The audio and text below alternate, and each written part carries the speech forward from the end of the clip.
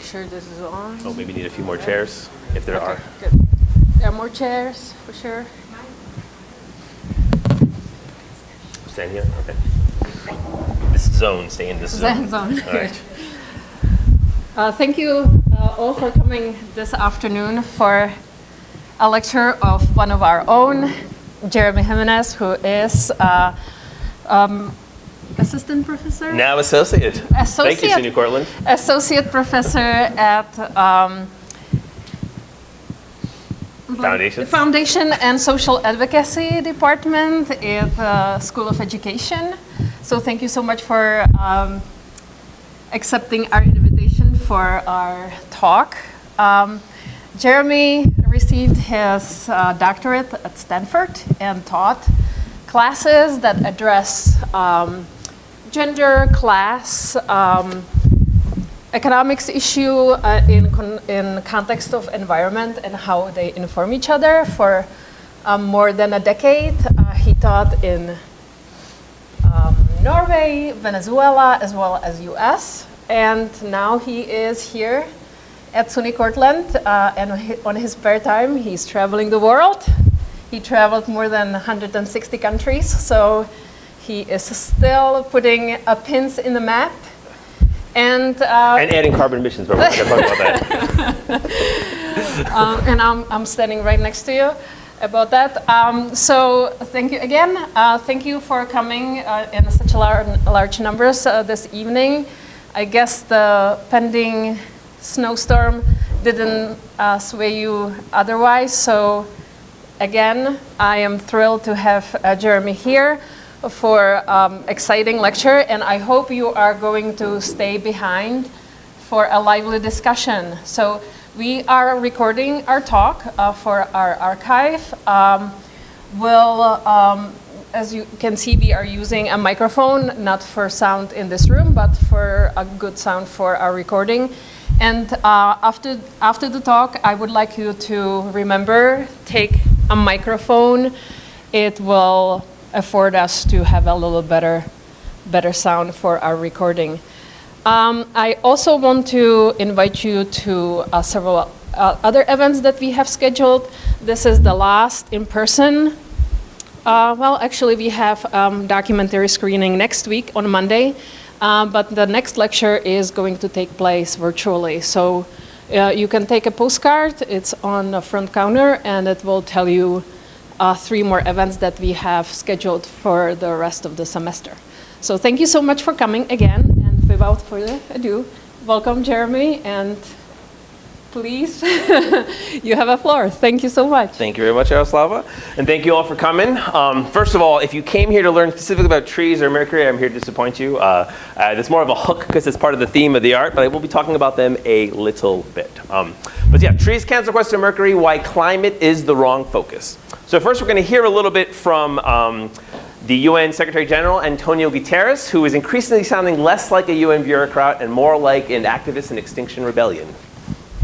There is another battle we must end, our suicidal war against nature. The climate crisis is the defining issue of our time, and it must be the first priority of every government and multilateral organization. So he just gave this comments about a month ago, and I thought it was very telling because it's really much the focus of my talk. If you look at the first sentence, there is another battle we must end, the suicidal war against nature. I am 100% on board with that message, right? It's an overall global war on nature. Yet in the second sentence, he pivots, as I find most people do, to the climate crisis is a defining issue of our time, and it must be the first priority of every government and multilateral organization. So my focus here is to talk about the other environmental issues we're not talking about besides climate change and why we really need to be talking about them. So first, I want to make it clear, global warming is a serious issue. I don't mean to minimize it.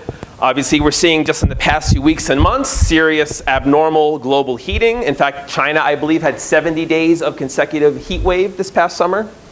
We're seeing weather highs. There's obviously natural temperature variability, but when you're 20 degrees above the previous high, clearly you see we're kind of pivoting to a new climate system, a new climate state.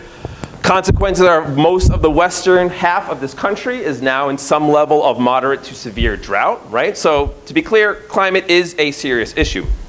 And of course, it makes sense why so many activists are focusing on it. Media too, 5 years ago, these were pretty rare. You had to dig for these headlines in like Yahoo News to find them, and now they're pretty prominent, right? News, you could argue they're not talking about it enough, but you're getting a little bit more media organizations kind of appreciating the severity and addressing it. But again, Newsweek, recent headline, when will the world as we know it end from climate change? Again, the singular focus on climate change and not any of the broader ecosystem issues. So at this point, you know you're consenting to take the red pill by staying here. If you are not generally immersed in environmental issues, what I have to share here might be a little bit more bleak than you might be getting from mainstream news. So understand, you take the red pill by staying here. Okay. So about a decade ago, the Stockholm Resilience Center created a framework for understanding broader ecosystem ecological issues, and they called it the 9 planetary boundaries. Now, some have criticized this as being too simplistic. They say the issues are too complex, they cannot be conveniently labeled and measured as such, but in general, I think it's a very helpful framework to address these issues. And it's basically the idea is that it measures when are we going beyond the capacity for global ecosystems to support both human and non-human life. So first I'm going to survey you. There's 9 boundaries here.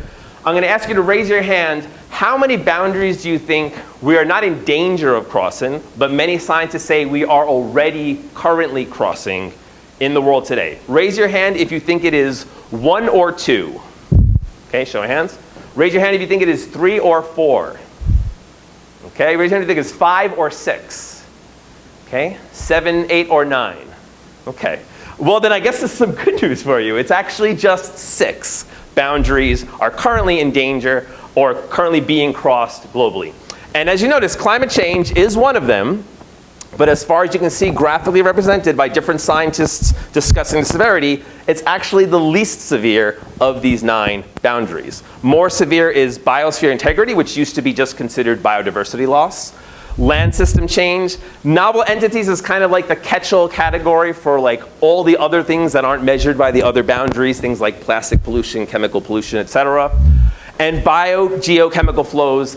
That refers to a lot of things, but it's primarily excess and unregulated nitrogen and phosphorus in water and in the atmosphere. And so why climate? Okay, so why all this focus on climate? I think there's 3 possible explanations. One is its impacts can be more readily seen, right? Like you go outside, a week ago I was walking in t-shirt and shorts in upstate New York in November, right? And now we're experiencing snow. So I think many of us are clearly experiencing a weather system that's different than the one we grew up with. So it's very obvious, we can see that. When you go swimming, you don't say, oh, the ocean tastes a lot more acidic now than 10 years ago. A lot of the boundaries can't be easily perceived. So I think that's one reason is the average person can perceive it more easily. The second reason, I think there's a measurement bias. Like in my own field of education, we spend a lot more time talking about differences in test scores than we do about students' capacity for empathy. Now, some might say this is a values issue. Oh, well, we don't value empathy, and that's why we don't measure it. But it's also an issue you can measure test scores and discuss them and research them and publish them much more easily than empathy, and therefore there's a bias in academia to discuss things more like test scores than empathy. And it's the same thing with the environment. Carbon emissions are a pretty easy thing to measure. It's been easy to measure for decades, and there's a lot of consensus. Yeah, generally, you go, this is many carbon dioxide parts per molecule in the atmosphere. This is how it's changed over time. There's not really much dispute about that. So it gives you a kind of clear measure to focus on in ways the other boundaries are kind of too complex, too nebulous to clearly measure and discuss. But the kind of more novel one I'm going to kind of focus a little bit later in this presentation is the solutions. I think the focus on climate change invites the type of solutions that don't really ask us to change our way of life at all. They basically allow the system to go on as it is, and I will elaborate that more later in the presentation. But first, I want to kind of just briefly talk about some of the other boundaries that aren't as serious. One is freshwater change. They recently also divided that into green water and blue water. Green water is basically the soil's capacity to hold water for plants, part of the hydrological cycle, whereas freshwater is more like lakes, reservoirs, groundwater. Okay, so they found out that it's actually green water is more serious, so they wanted to give it a separate category.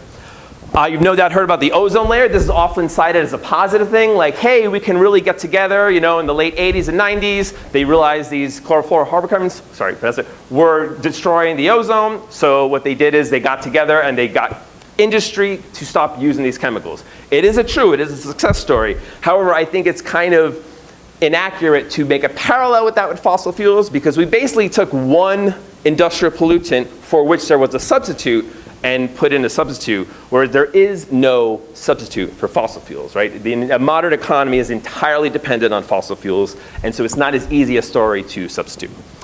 Atmospheric aerosol loading has a lot to do with the pollutants in the atmosphere, and you notice it says not yet quantified, so we don't even know how serious of a boundary it is because they can't measure it.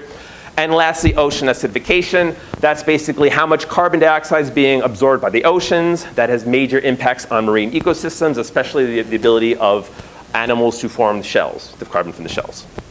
Okay, so first, water. Currently, 2/3 of the water is living in water stress conditions.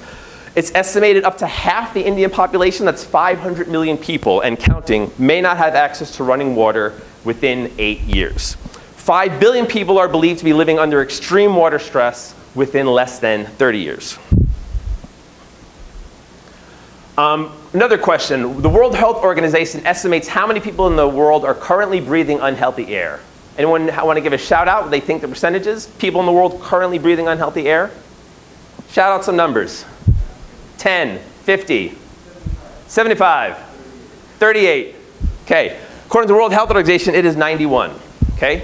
So you are actually in one of the few places in the world that generally breathes healthy air, right? This is a luxury. When you travel around the world, actually, this is most people's experience of their daily life, is regularly breathing unhealthy air. India, in fact, has so much unhealthy air, it's actually off the charts. They can't even measure with our current systems how bad the air is. It just kind of said 999, but we know it's a lot worse than that.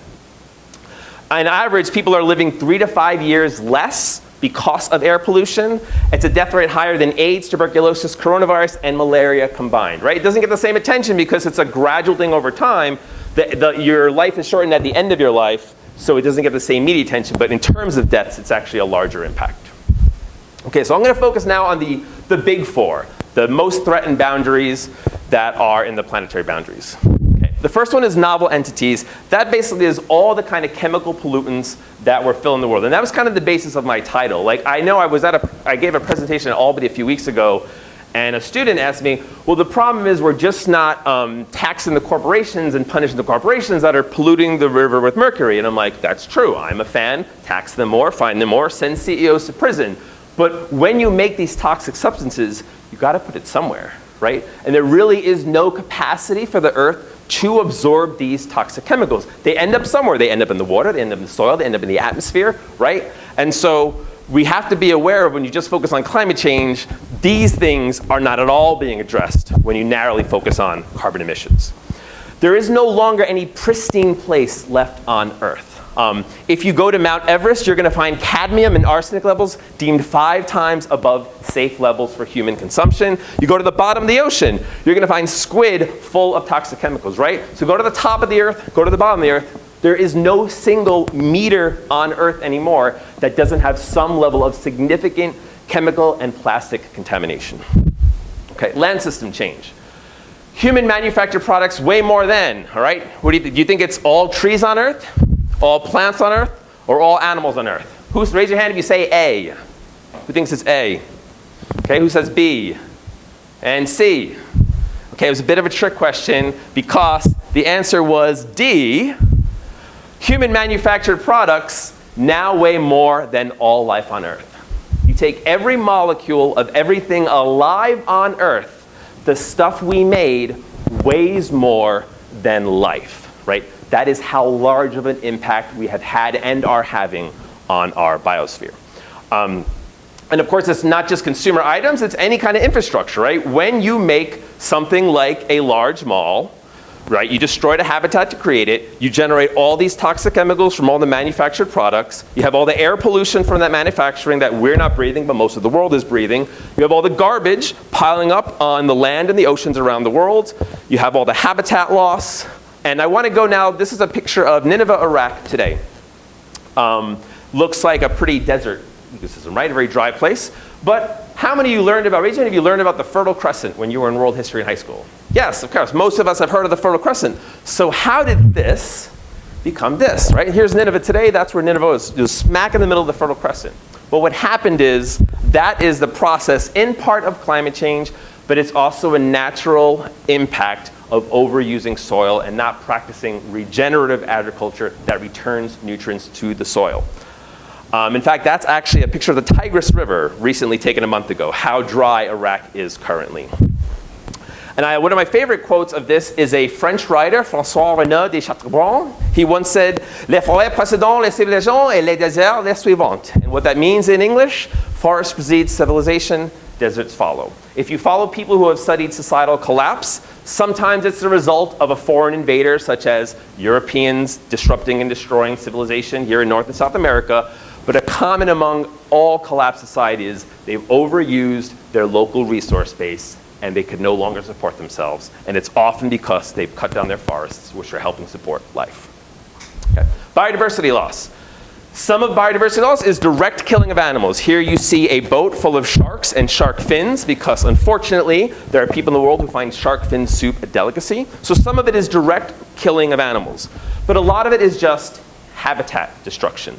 So here, for example, is a forest, right? Often we're building roads through forests. Now, I think if you have like level 1 of ecological understanding, you'll be like, oh, okay, you killed those trees. That's the ecological damage, right? It's not too much of a leap to go to level 2, which is like, oh, well, any of the animals that try to cross the road are getting hit by cars. You're losing some more wildlife. But level 3 is to realize then what you did by putting a road through a forest is you've disrupted this ecosystem. And you've actually reduced its biodiversity. Because previous to this road, all these species were interacting, helping to strengthen genetic diversity, make it more resilient. But every time you crop down and shorten an ecosystem, you lose the capacity of those organisms to boost their genetic diversity. And that ends up also killing wild. So my point is, it's easy to just see the road and be like, this is the damage from the road. And the point is, no, when you really understand how ecosystems work, everything you see was damaged by that road. Okay. So how bad is wildlife loss? There's a 69% loss in total wildlife from 50 years ago. In 2014, it was a 52% loss, right? So you can see the rate of loss is significantly increasing. And this is an average of the world. In Central South America, it's 94%. 94% of wildlife has disappeared in Central South America in the past 50 years. 3 billion birds died just in the US and Canada in the past 40 years. 1 billion animals died just in the one season of the 2020 Australia wildfire. There's been about a global 75 to 80% decline in insects, key for pollination. And again, that's an average. In Puerto Rico, it's 98%. Puerto Rico has 98% less insects today than 50 years. And if you don't understand what those numbers mean, if it was a 5% loss, that would be noteworthy to discuss. 98% is a whole other level of catastrophe. If we stopped all industrialization now, tomorrow we decided we're giving it up, we're returning back to Mother Earth, how long would it take Earth to recover? Shout out some answers. How many years would it take Earth to recover? Based on the damage primarily done by the Industrial Revolution, but really since the Agricultural Revolution broadly. 248 years. 5,000. 3,000. Other guesses? 15,000? Well, according to David Forby-Svenning in the Proceedings of the National Academy of Sciences, they estimate 5 to 7 million years for the Earth to recover the damage we've done because of the impacts of human industrial society. Okay, next question. What percentage of mammalian world weight is humans, our pets and livestock, and all other land mammals in the wild? Rabbits, deers, elephants, monkeys, squirrels, rats, everything else, okay? Let's make it simple. Let's call one category humans and the animals that serve us, and all other wildlife. What percentage do you think in the world by weight, mammals today, is humans and our pets and livestock? Throw out some percentages. 96. Other guesses? 90. Okay, 96 is the major number. Some have estimated now, since that major publication 5 years ago, it's closer to 97%. But yeah, but think about this for a second. Like, we are not allowing any space on Earth for wildlife to live right? 97% of the mass is us and animals that serve us. We have to really sit on that and the impact of how hard it is for an Earth to remain resilient as long as the ratio is so skewed towards us and our benefits and the things we want personally, individually as humans. Okay. Lastly, biogeochemical flows. Raise your hand if you've heard of the Haber-Bosch process. Show of hands. Okay, I see maybe 4 or 5 hands. If you haven't heard of it, I'm going to argue it's probably the most important industrial process you've never heard of. Now, I won't get into a lot of detail of it. Basically, what it does is it uses natural gas, otherwise known as methane. It pulls it from the atmosphere to push the nitrogen from the natural gas into the soil to boost agricultural productivity, right? That's its purpose. It's been around for 100 years, but it really took off in the 1950s as what's sort of called the misnomer, the Green Revolution. Okay. So it has other uses, antibiotics, explosives, but I'm going to focus on the use of as fertilizers. Now, there's a lot of consequences to using this process. For example, some farmers, either because they don't know, or because they're lazy, or it's just hard to estimate, they put in an excess amount of fertilizers that the soil can't absorb, that the ecosystems can absorb, because naturally healthy soil is a complex interaction of microorganisms sort of feeding these different chemicals, nitrogen, potassium, phosphorus to each other. By us assuming we know better, oh, plants need nitrogen, let's just dump nitrogen in the soil, you get a short-term benefit of more produce, of more plant growth, however, at the expense of destroying the soil and those kind of fertilizers leaking in, causing toxic algae blooms all across the world, causing oceanic dead zones. Every year there's more and more zones in the ocean and seas that are completely devoid of all life, largely because of runoff from these industrial agricultural fertilizers. Now, I want to use the analogy of steroids, of what we're doing with the soil. Yes, if you take bodybuilding steroids, in the short term, it's going to look wonderful. You're going to see these great results to build muscle. In the long term, you're going to have serious health impacts, and it could even kill you, right?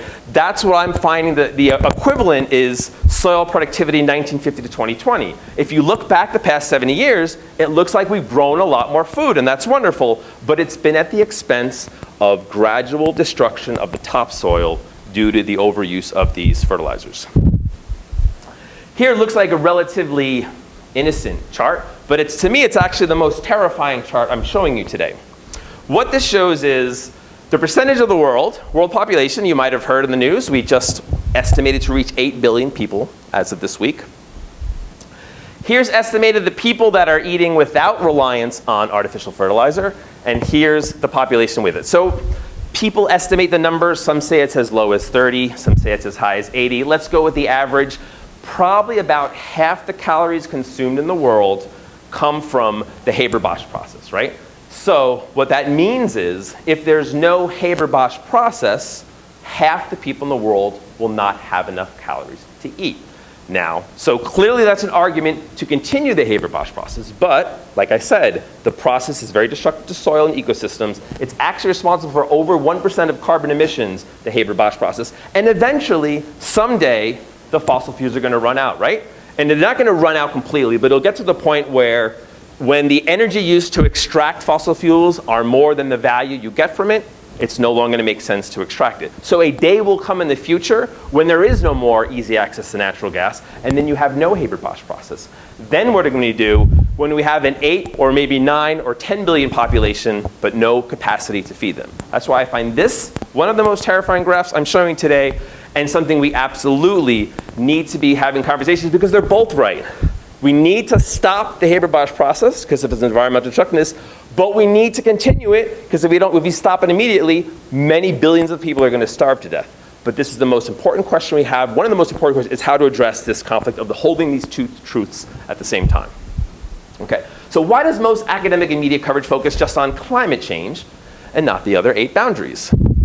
In my view, the other 8 are basically making a clear argument we need to cease industrial expansion and economic growth, right?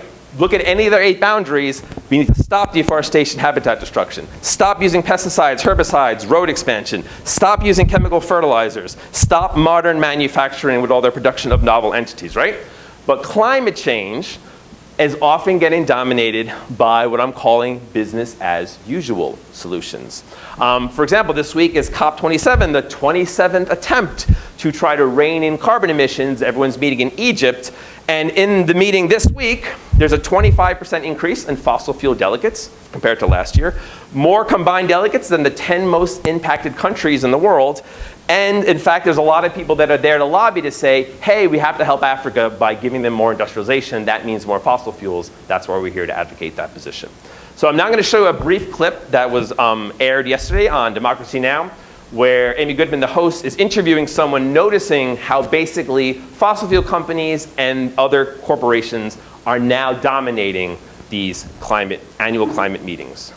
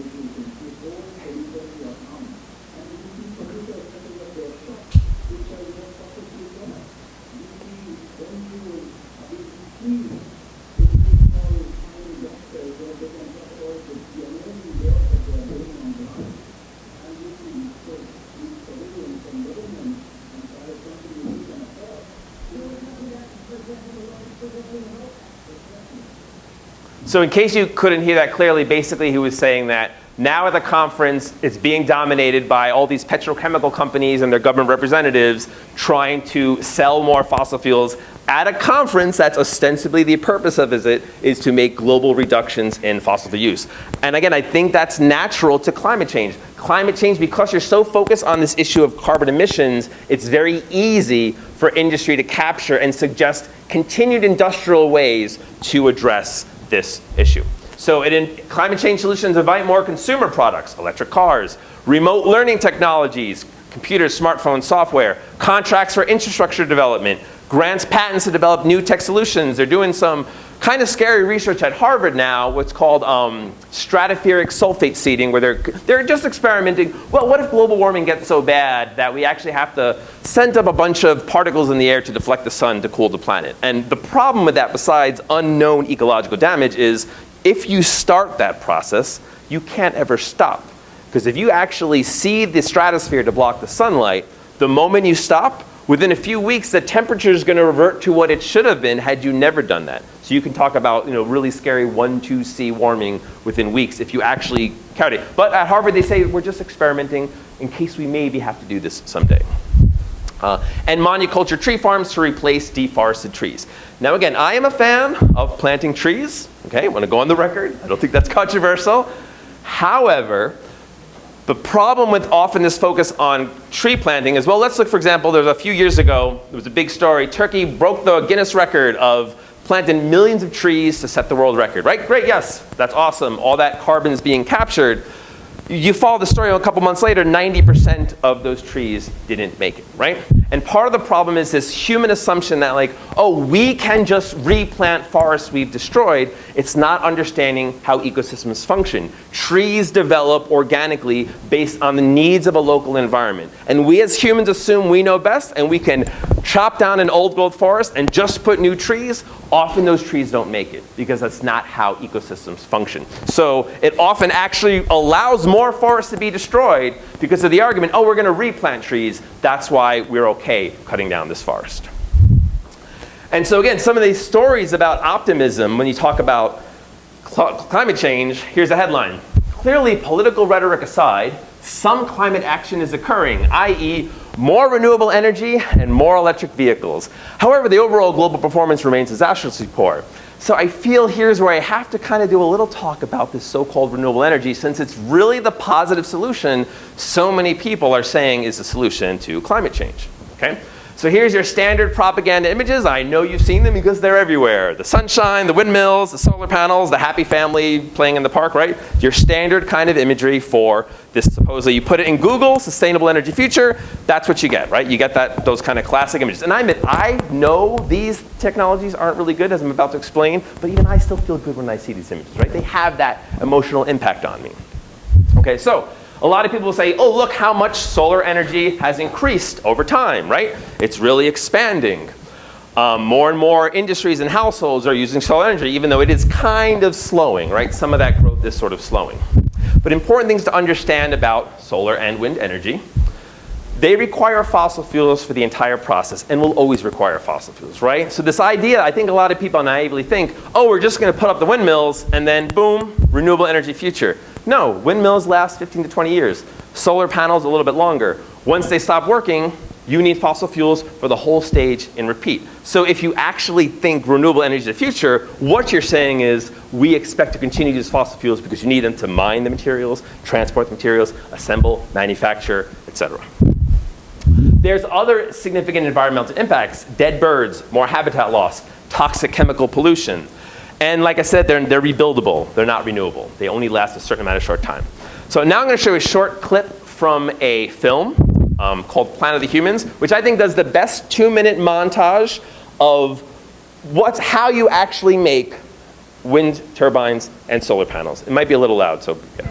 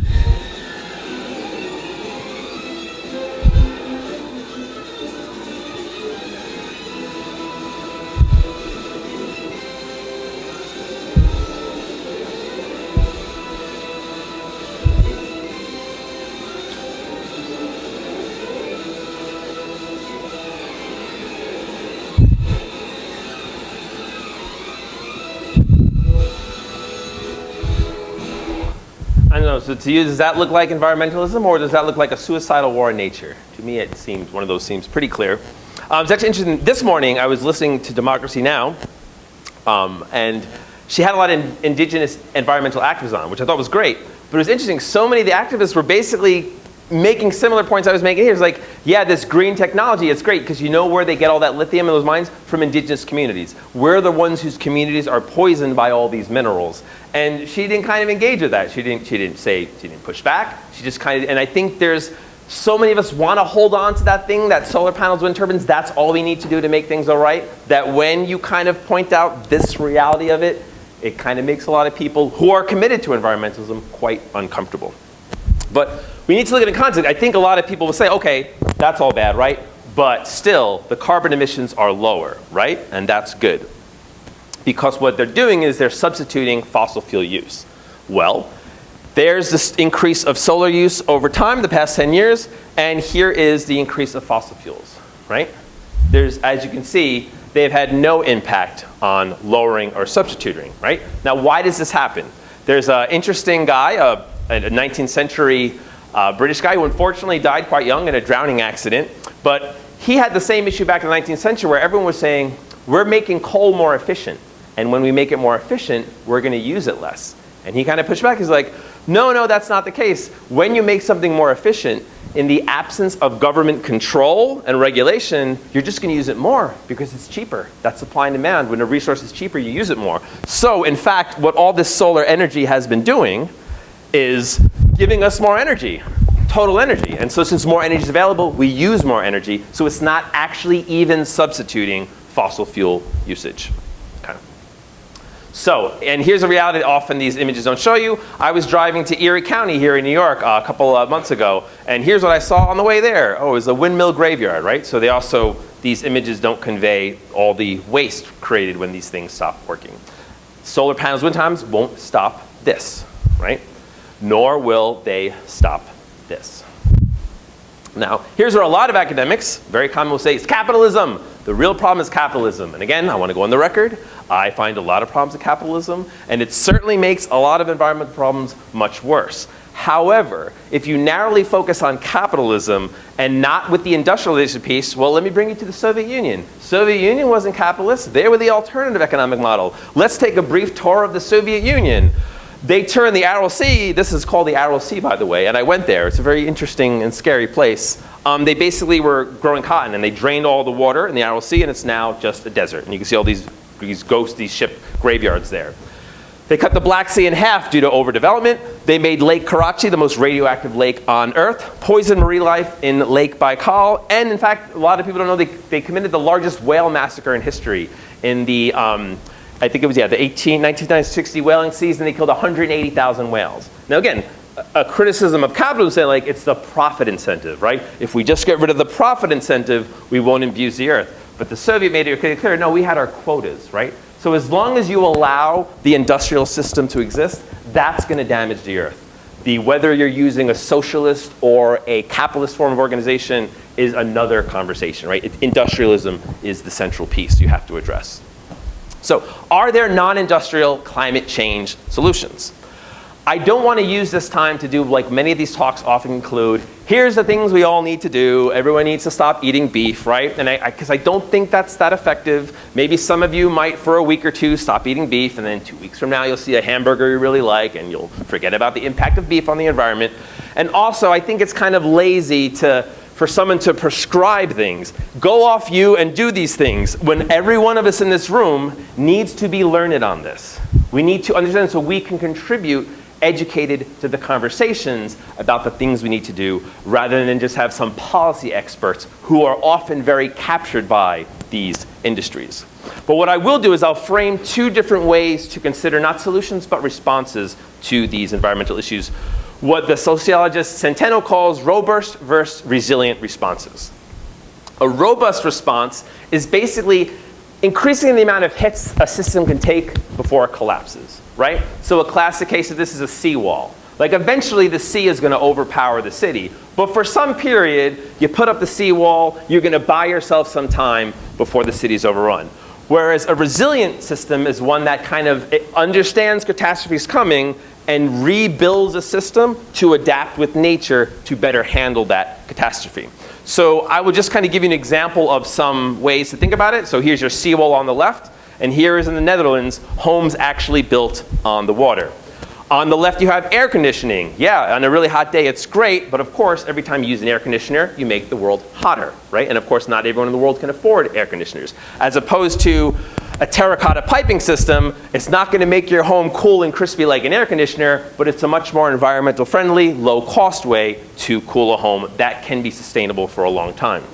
Agriculture, rather than constantly tinkering with genes, new ways to fight this new pest that comes, rather think about being plant positive. What are some of the things you could do, like composting and manure, that help regenerate soil to make it's called the plant is stronger, able to resist whatever pathogens come its way. It's not trying to micromanage plant for every new pathogen, but just overall make it more resilient. And here's an interesting contrast of two places in China. I forget what they're named, but here is an apartment structure like, well, plants are good, we're going to fill this building with plants. Whereas in the town, they're like, well, plants are taking over our town, why don't we just let them?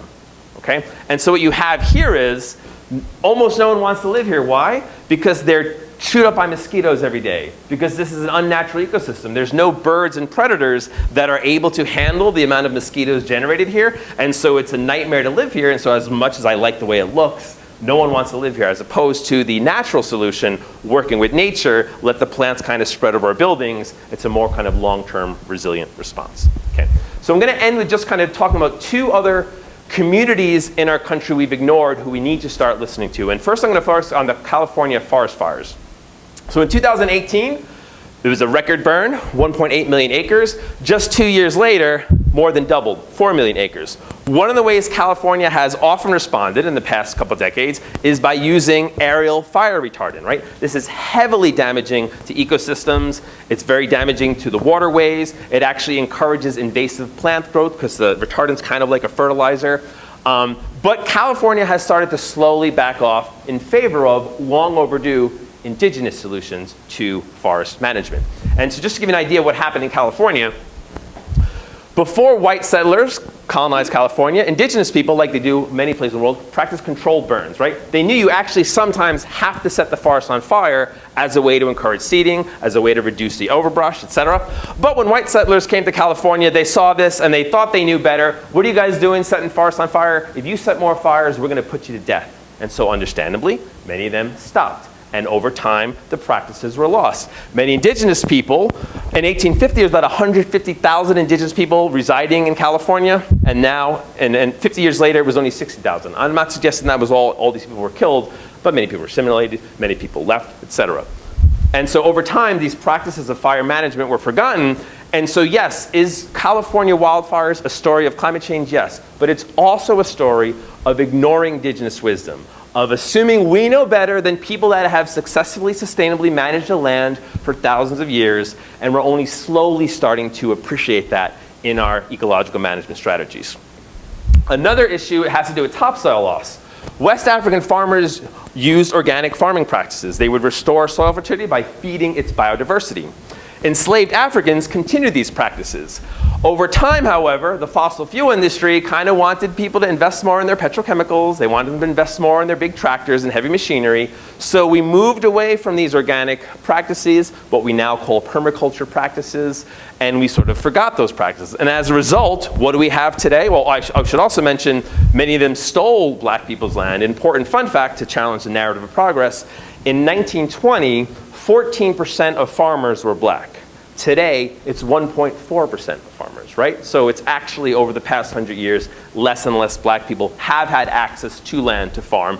And what do we have in the US? We have topsoil dying everywhere, white farmers increasingly in debt and going bankrupt. And it's a lot because we've bought into this massive monoculture agro-industrial system that is damaging to earth, that short-term has increased productivity, but we're now paying the price for the long-term consequences of groundwater depletion, environmental destruction, etc.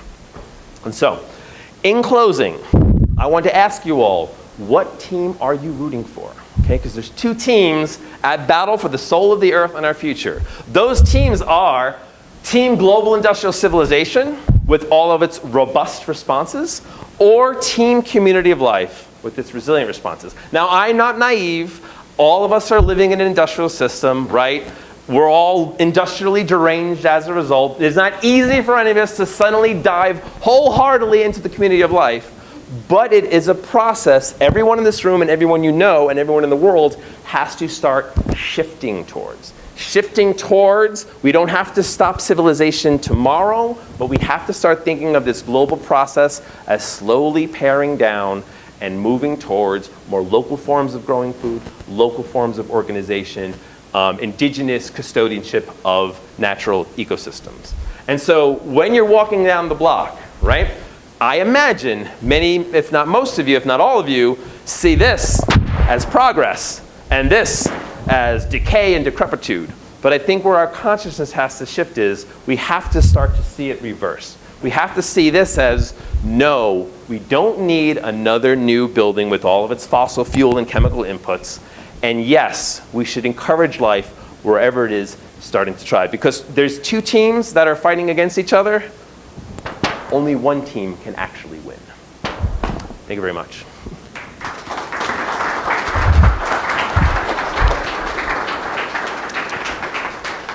I guess I will now take your question. Thank you, Jeremy, for enlightened talk. For some of us, it's not a surprise, but for some of you, it might be a revelation.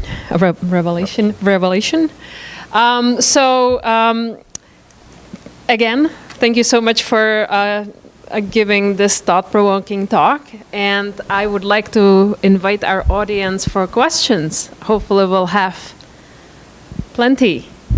And I'll try to navigate the audience.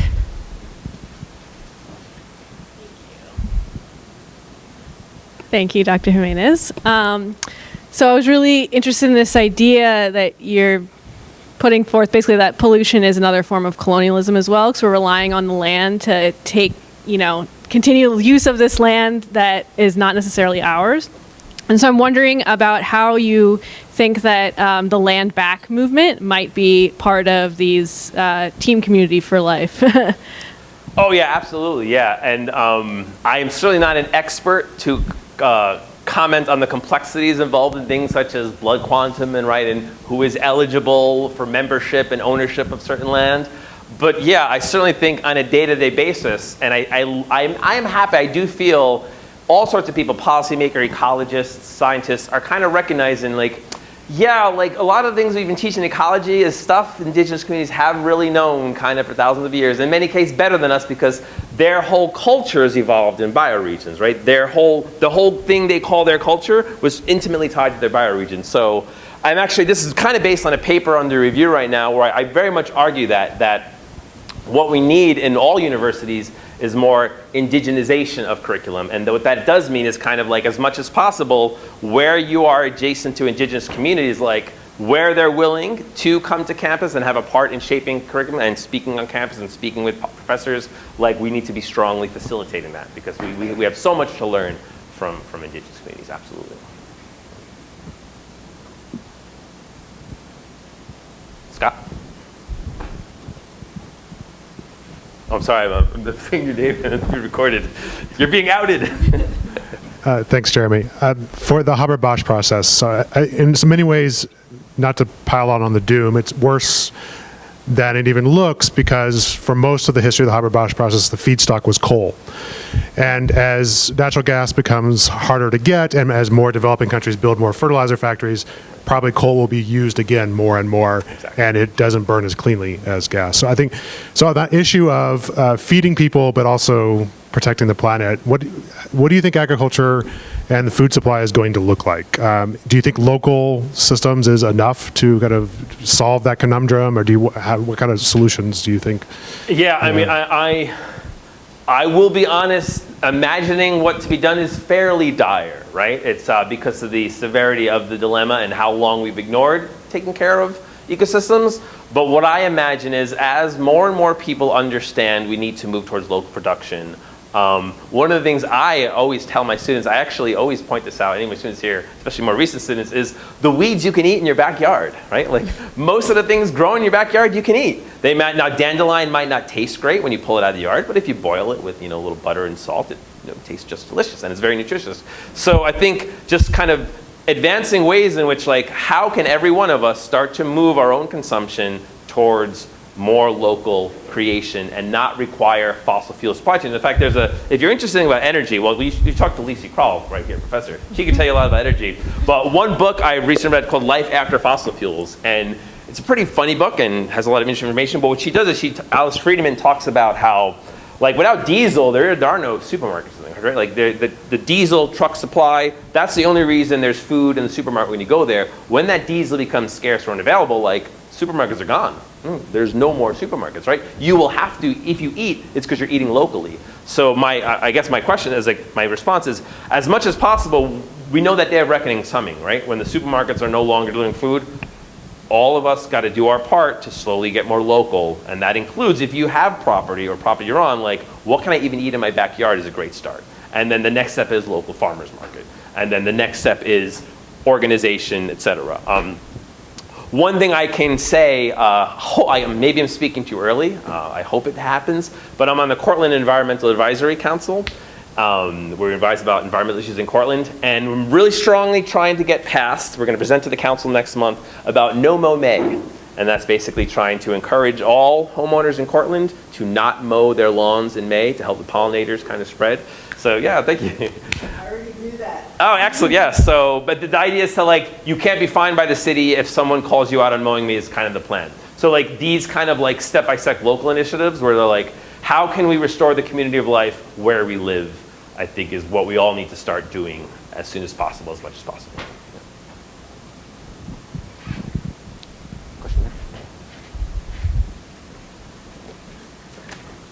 Oh, by the way, scenic Cortland, yeah, I know I ragged on the solar panels, but the food forests they're developing here, the rewilding going on campus, there are actually really good things happening on campus too, right? There are these initiatives happening there. So as much as I'm not the hugest fan of solar panels as a solution, I'm a huge fan of the stuff we're doing with the food forest and the rewilding happening on campus. And anyone interested in that, I can get you in touch with Beth Klein, who's kind of running both projects on campus. If you want to learn more, be involved in that. But yeah. So I was going to bring up like the not mowing your lawn thing, but I don't know if I can word my question properly. Maybe you can help. But Sure. In the long run, if we don't mow our lawns, for example, we don't feed into capitalism, we don't buy lawn mowers, and people lose jobs. And do you think that like the benefit and of the like environmental recovery that outweighs the impact, like the temporary economy impacts of like people losing jobs in industries that exist and stuff like that? Yeah, like where would everything, I can't visualize it. Yeah, I mean, obviously, yeah, it's something we need to be sensitive to the fact that are earning their livelihood on an industrial system, right? That's not something you can just easily shift from. We have to find ways to shift towards it. But I think one of the marginalized groups most often neglected, I think, in all conversations is future generations, right? Like, so yes, there's hardship to think about what happens when people are earning their livelihood, but those hardships are nothing compared to what it would be like to be alive on this planet in 100 years when the topsoil's gone, right? And so it's easy to get caught up on the here and now and the suffering now, and it's obviously part of the conversation, it should be, but I always try to keep in mind those even not yet born people of future generations. Like, every year we're making the planet more unimaginably horrible for them. And so if we always have them, they can't physically be at the table, but if mentally we have them represented at these table discussions, I think you'll find more support for transitioning towards this community of life perspective. Did I answer your question? Yeah. Yeah. So I'm going to try to phrase this in a way that doesn't sound like I'm going off a whole like tax to rich mentality, but do you happen to know the overall net profit industry when it relates to the solar panels and the wind turbine industry? And do you believe that has like a major effect on more of a push towards using those instead of other possibly less cheaper or more cheaper and more sustainable means other than that? Yeah, yeah, it's a good question. I don't know if I don't really have the facts to support the solar lobby and the impact of their donations campaign. I imagine it exists and it has some impact. But corporations are going to be corporation-y, right? So any kind of industry is going to lobby for more of its stuff for the basis of its profits. Maybe if I came off as suggesting the solar industry is particularly nefarious, I don't think so. Certainly not more nefarious than the fossil fuel industry, but yeah, the actual impact, whether it's that or whether it's just simply like, this seems like the alternative to follow to fossil fuels, so let's just go with it. because I haven't actually dove deep into realize what happens in the process of making solar panels. Yeah. Right. So I don't know. I guess that'd be interesting to look more into that. Yes, thank you so much. This is so horrifying, but also, needs to be said. I have two questions. One, in addition to all of us making these shifts, maybe eating local, eating out of our backyard, these things, what about overpopulation and that question? And two, just because this is taking place in an art gallery, what comments do you have about the current attacks on art by the climate activists taking place? Yeah, so overpopulation is that topic which shall not be mentioned, right? And I actually gave a talk on this a couple months ago, and I think the reasons why many academics, especially left-leaning academics, avoid it is there's a very real racist history with overpopulation, right? You have like Western organizations often lecturing Asia and sub-Saharan Africa on birth rates, but never extending those conversations back home. There's obviously forced sterilization, right? So there's a lot of racism, very real damaging racism that was about, we say overpopulation problem, but really we don't want people of color having more children. We're not gonna actually challenge white people having more children. So that's a true reality. Unfortunately, because that's a reality, I think so many people are afraid to even bring it up lest they be tied to like the eco-fascists, right? And those people of that wing of the movement.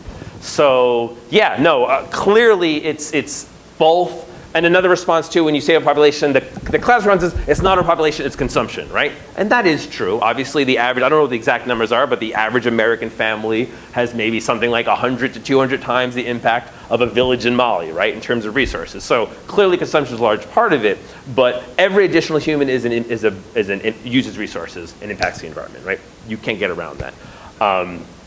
So the way to think about it is how can we non-aggressively, non-racistly advance the idea that smaller families are better, where possible support current people that might be relying on children to support them in old age, support systems of civil support and economic support so you don't need to have so many children to work on the farm, etc. But yeah, it's a conversation that needs to happen, especially with the Haber-Bosch issue. But I wish people could just be willing to engage with it, just understand that racist history, be very knowledgeable of that racist history first, and once you have that knowledgeable, then show some courage and be willing to talk about it, right? Because it needs to be part of the conversation. Yeah. The second part. Oh, second part? Oh, what was that? Remind me. The activists. Oh. I mean, I guess I don't have a strong opinion on it. I mean, they're not really damaging the art, right? It's just like fake damaging it. I mean, it's drawing attention. Of course, I would like if they drew attention to novel entities and biodiversity loss, right? I think the social justice of our movement is very much being captured by climate justice. And I think for the reasons I spelled out here, that's a problem, right? We need, because climate justice leads you towards that path towards solar panels. So I don't really have an issue with drawing attention by the art, graffiti, especially because it's not actually damaging the art. But I wish just there was more understanding that, like, hey, the conversation is broader than climate. We really need to have this broader conversation. So throw the paint on the Mona Lisa for biodiversity or something. Yeah. Jeremy, thank you. Brought many very interesting points here for discussion. I want to push you a little bit on what your vision is for the future based upon kind of your proposed model of more indigenous methods, moving away from industrial processes. Are you envisioning this as some sort of kind of enlightened, modern incarnation of a hybrid of clean industry and indigenous processes? Are you saying we're done with indigenous processes, we need to go full indigenous methods? We're done with industrial processes and we need to go kind of back to traditional indigenous processes, in which case I'm guessing like human population would revert to pre-industrial levels of like 100 million. Is that the end point of this model, or is it some in-between state? Yeah, hard thing to ponder for sure.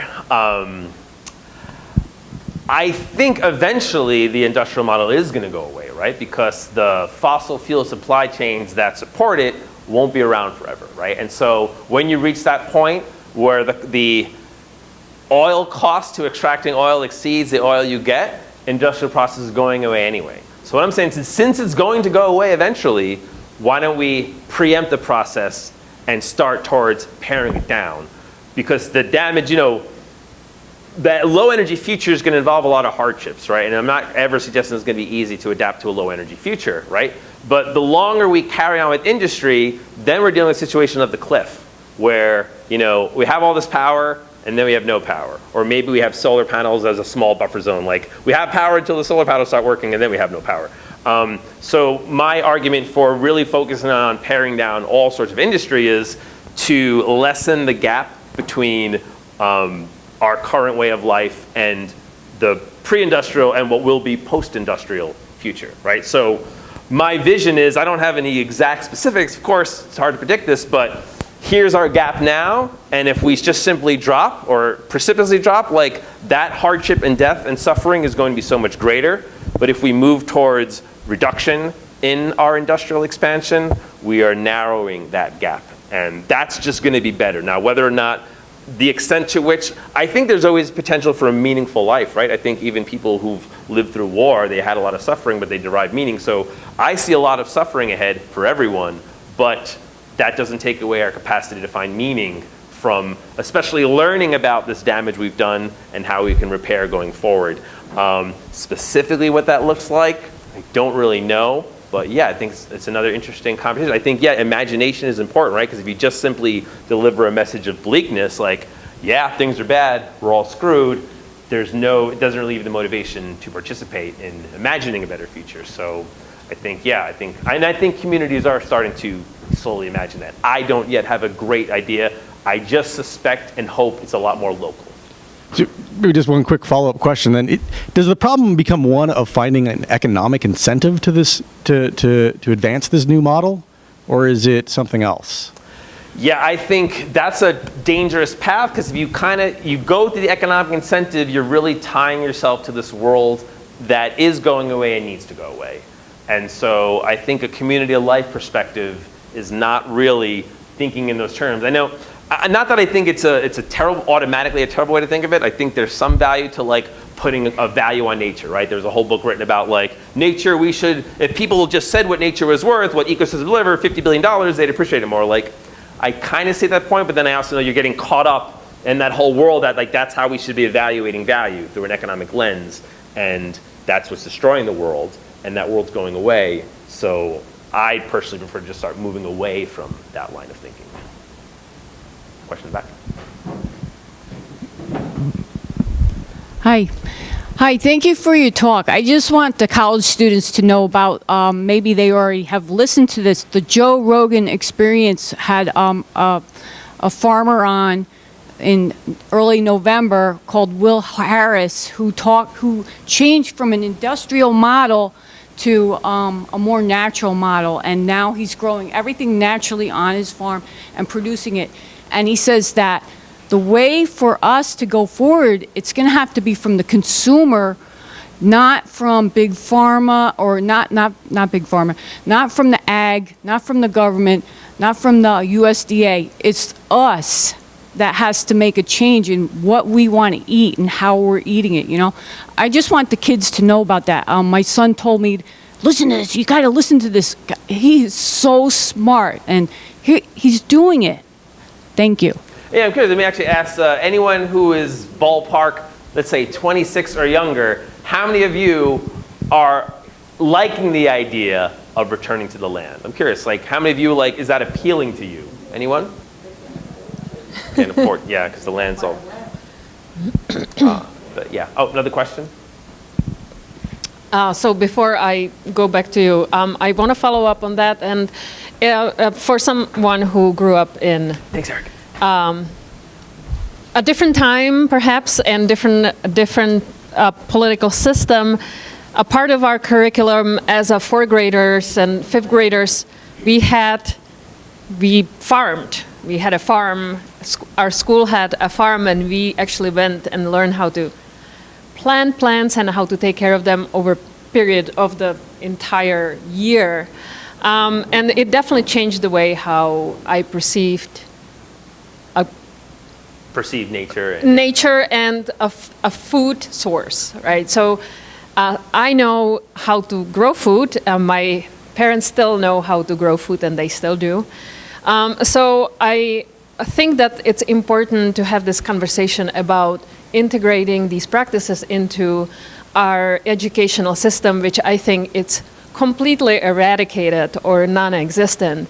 And I think that the awareness of how to grow food, what it actually takes, and the relationship between the physical labor, the time, and the resources, it changes the entire relationship with food. right, because you have the love of the labor you put into it yourself. Exactly. Yeah. So I do encourage you, for those students who are left, to take classes or be interested in initiatives that are available on campus, how to grow food, how to understand local ecological systems, and the microclimates that we have in this town, but perhaps in your own city.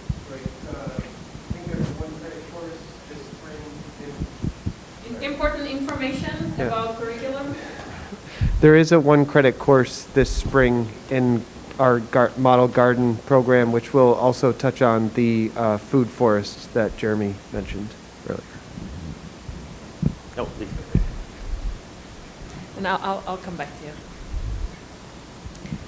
So I'm not exactly sure what my question is, but I'm not sure I agree with your thesis that it's industrialization and not capitalism. Those two are not very easily disaggregated.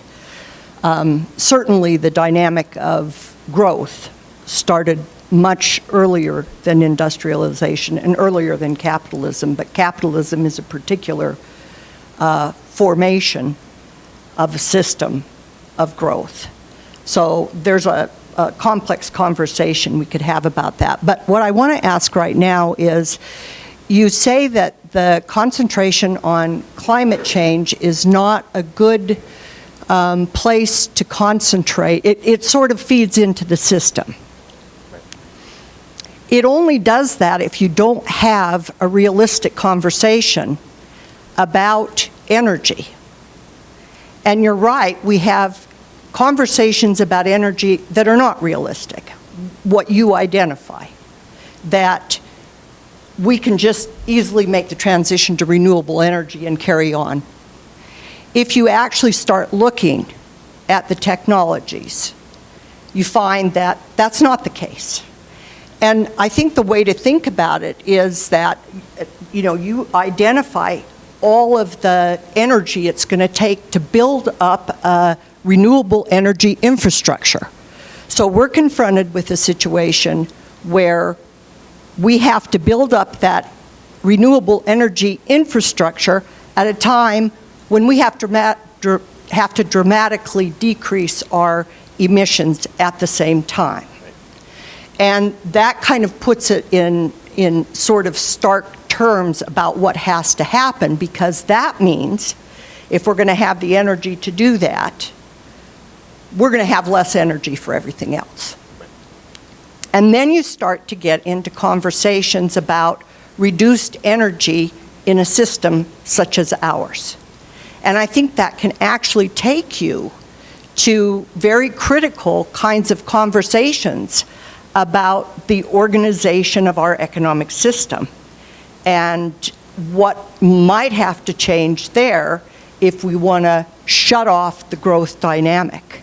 And those are difficult conversations. I'm not sure who it was over here talked about. You lower consumption and you've got people without jobs. And what are we going to do about that? So the tension in the capitalist system in terms of the environment is that you need growth for jobs, and not just jobs here, but the global south that is still developing. And at the same time, you have to cut back growth for the environment. And that is a tension that is almost impossible to navigate. So anyway, that was just. Thank you. Yeah, I guess, well, if I can push back on the pushback, what would you say about the Soviet Union and their industrialization, right? Because it wasn't a capitalist model, but they did an absolutely monstrous devastation of their natural ecosystems without capitalism being part of it, right? And so again, I agree with you on capitalism having this unique devouring capacity inherent in it, but my fear is that the only reason why I say the focus of capitalism is I fear people be like, hey, we got rid of capitalism, now we have a good society. And I'm like, no, that devouring also came through the socialist model, the Soviet Union, and that's why I kind of, so. Right, and I do agree there is an industrial mindset. It's the kind of, it's the ideology that we can solve all our problems through technology. Right. Yeah. You know, that's the dominant world ideology, and it doesn't matter if it's socialism or capitalism. Right, yeah. But capitalism is a much more difficult system to deal with in terms of the growth dynamic, because it's an embedded part of the whole structure and dynamic of capitalism. And when you start unraveling that, you actually do have to move to some kind of planned economic system in order to manage that downsizing. Yeah, that's a good point. Yeah. So. I do want to comment on that conversation because I actually did experience both systems and remember them very well. And you were right. The bloc was operating on quotas and 5-year and 10-year and 20-year plans, which had to be fulfilled no matter what happened. And in my lifetime, my generation, my parents' generation, experienced complete devastation of entire towns, entire forests, entire ecosystems that made room for mines, factories, dams. I saw an entire cathedral being moved just because we needed coal. So that kind of philosophy is as ridiculous as anything else. But what in comparison, when I see the capitalist system, I think what's important to realize or understand is curbing our expectation of life, right, or quality of life. So having these conversations, I know it's important to focus on the careers that will provide economic stability, but I think it's on account of this a future that we need to build for you guys, right? For your generation. We are kind of will manage, but you are the people who will be solving all these problems, and I think that having conversation on what is expected from you or what you expect from your life, like still having these these cultural notions that we have to live in 3,000 square foot houses that are being built poorly and mowing a lawn into immaculate kind of is just an idiotic expectation or cultural, a cultural dinosaur that we have to eliminate. Yeah, and I would say it's kind of oversimplifying, there are no simple solutions, but one of the alternatives to this capitalist industrial, social industrial model of like greed and earth destruction is like our indigenous perspectives, right? Like people who have lived indigenously for thousands of years. So like one thing I strongly encourage you to kind of have an idea for what could be a future livable world would be the extent to which we understand and learn from how indigenous people have and do live sustainably. And that's something I strongly recommend people to seek out for their reading and learning. Okay, so I have a question about that. Yeah. There's a lot of different indigenous communities. Right. Okay, so if you look at the Mayans, Right. and the decay of the Mayan civilization. Yeah. I mean, just because you're indigenous doesn't necessarily mean that you're living a sustainable model. Right, to that so Tyson Yucaporta is an Aboriginal scholar, like, his response would be to that, Mayans weren't actually living indigenously. They are an indigenous people as we understand them, but once living indigenously means living in tune with your land base. Once you put down roots, build big cities and cathedrals, and you're no longer living in concert with the moving ecosystem, you're actually not living indigenously. So they would be ethnically indigenous, but they're not living indigenously. Okay, that clarifies, because I think the question is, how do you live embedded in the rhythm and dynamic of the more than human world, which is how you define indigenous. Yeah, exactly. And at one point, Europeans lived indigenously. Like if you look at, exactly, you know, they had their own solutions to local. I mean, so there are models in history that in the European world as well. In fact, yeah, Paul Kingsnorth is an environmental activist in Britain. He actually went from, I think, atheist to pagan to Eastern Orthodox Romanian. And his argument was that, like, I felt being with the Romanian country people, like, they were still kind of living in the way of the land that, like, other religious systems have kind of lost sight with. So it was kind of interesting to see his path of his career to go from, like, totally secular to Christian, specifically Romanian Orthodox, because he felt that community was tied to living with the land. So that's kind of interesting. Any other questions for the...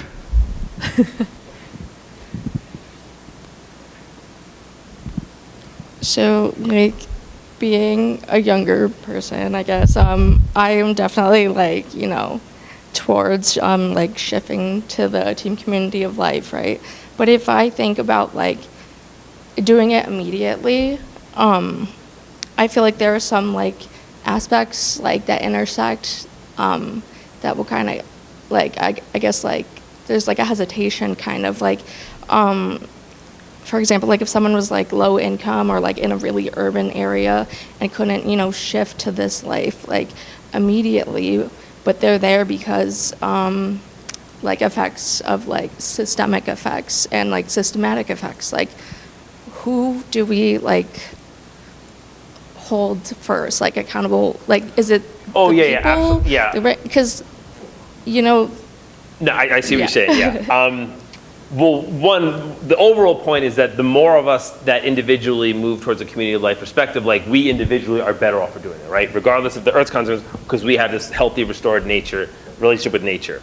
But certainly your capacity to prioritize that shift in your own life, I would say very much ties to privilege, right? The higher privilege you have of whatever kind, that gives you more access to make that transition. And chances are, if you have more privilege, you probably have a larger ecological footprint on the Earth as well. And it's more important that you pivot faster because you're actually disproportionately burdening the Earth by your lifestyle, right? So yeah, I think, I don't ever mean to use this as a tool to shame. Hey, you're not trying to move towards the land. Hey, you're not trying to move towards the lands. I'm really trying to put it more as like, individually, you will see, I believe, positive benefits in your life by doing this, and it also happens to coincide with a better ecological future, but recognizing that, privilege is going to very much be a lever to determine the speed and alacrity with which you can make that transition, for sure.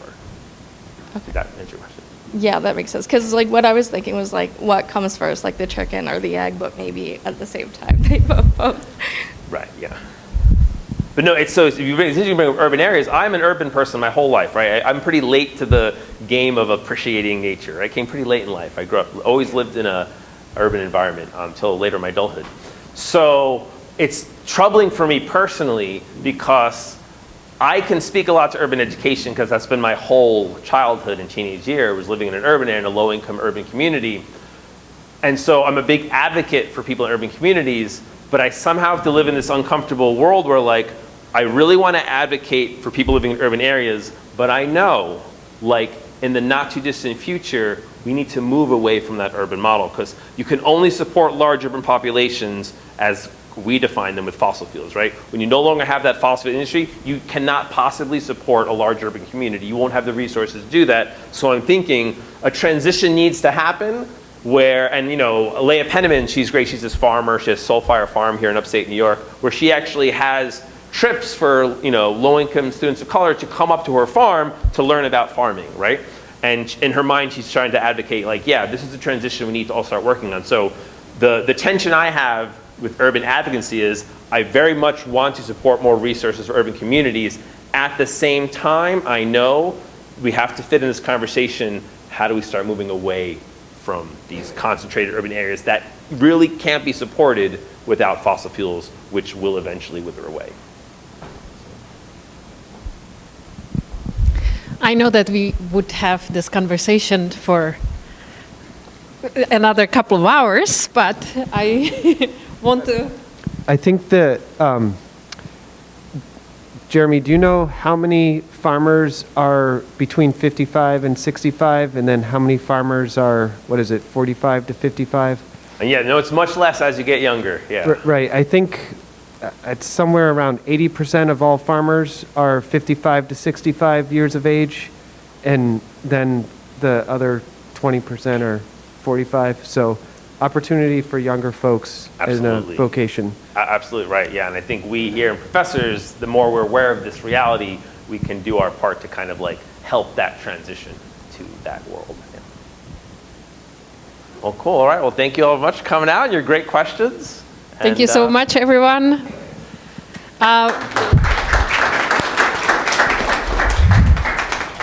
If you are interested in revisiting this talk, please let me know. I will send you a link to the talk. I will be archiving this in our database. And again, if you are interested in this, I can make that available.